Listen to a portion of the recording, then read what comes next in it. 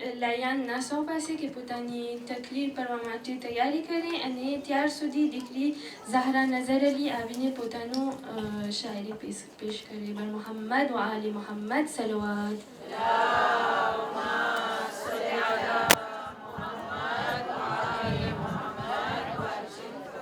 बर अब्बा सलामदार सकाए सकीना सलवात.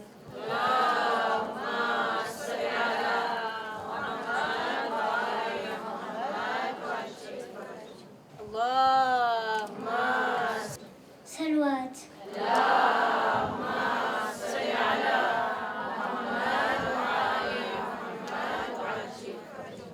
करबला की जमीन नहीं जन्नत का छोकरा है.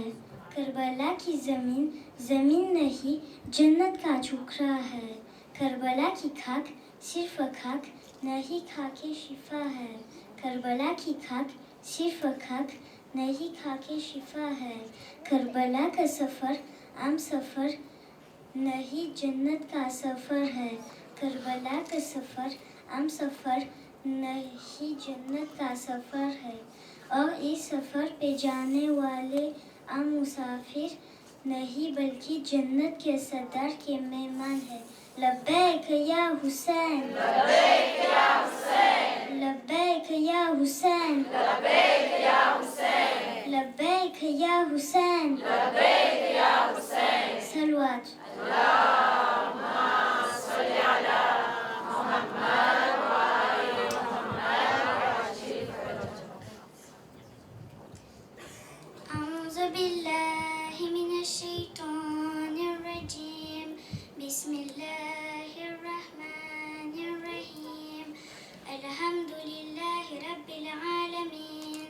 الصلاة والسلام على محمد وآله الطيبين الطاهرين المعصومين المظلومين.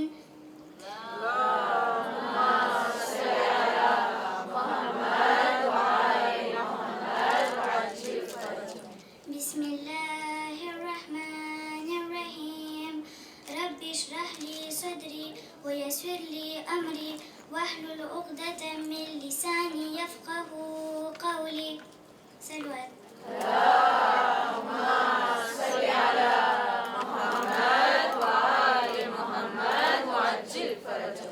Respectables Adaran et Hussein, Assalamu alaikum wa rahmatullahi wa barakatuh.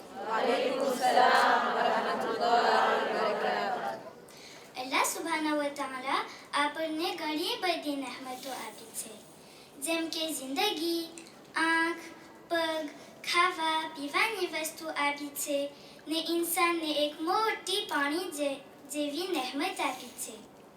એટલે આજે આપણે સાથે મળીને જોશું કે ઇસ્લામમાં પાણીની ઇમ્પોર્ટન્સ શું છે અને આ ઇમ્પોર્ટન્સને સમજવા માટે આપણે કુરઆનની આયતની તિલાવત કરશું.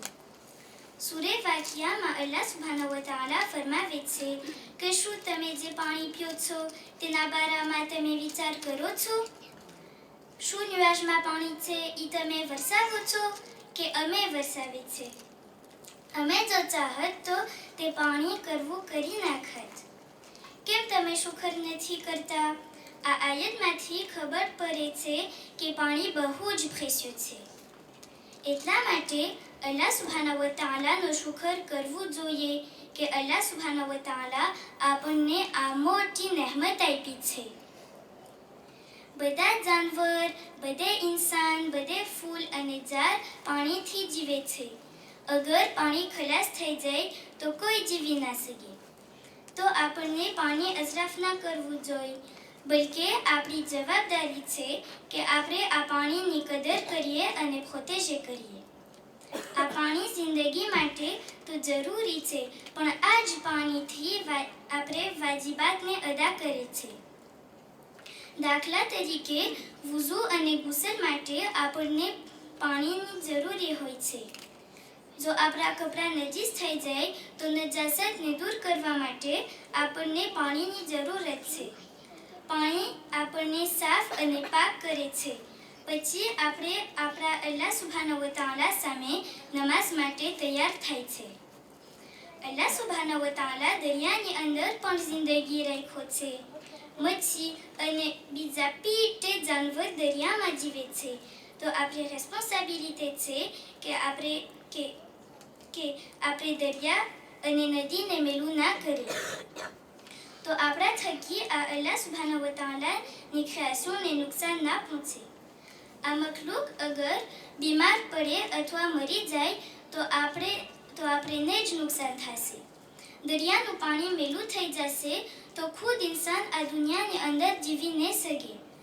જે કોઈ પણ વસ્તુ અથવા અમાલ પોતાના મખલૂકને નુકસાન પહોંચાડતી હોય છે તે અમાલ ઇસ્લામમાં મનાય છે અને હરામ છે. યાદ રાખવું જોઈએ કે દુનિયામાં ઘણા દેશમાં પાણી આપણને મહેનતથી મળી છે. માણસો કેટલા કિલોમીટર કરે છે એકસો પાણી મળવા માટે. બચ્ચા સ્કૂલમાં જવાના બદલે પાણી લેવા જાય છે. તો આપણું devoir છે કે પાણીને gaspiller અને પોલ્યુએ ના કરીએ. એક દિવસ રસૂલે ખુદા સલ્લલ્લાહુ અલૈહિ વસલ્લમ